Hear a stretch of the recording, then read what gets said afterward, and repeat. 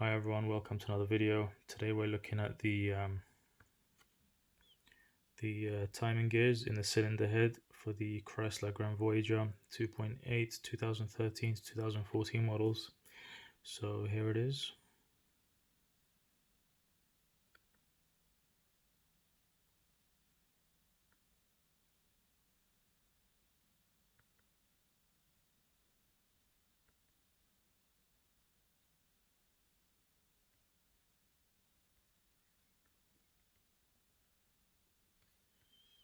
We're also going to look at the special tools that you need for it.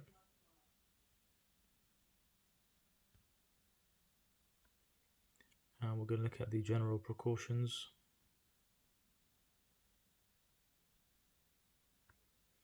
And finally, the valve timing procedures.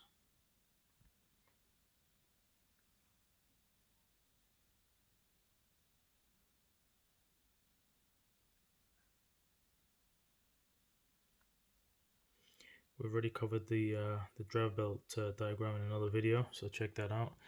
Please don't forget to subscribe to the channel. Please like the video, comment any questions below, and thank you for watching.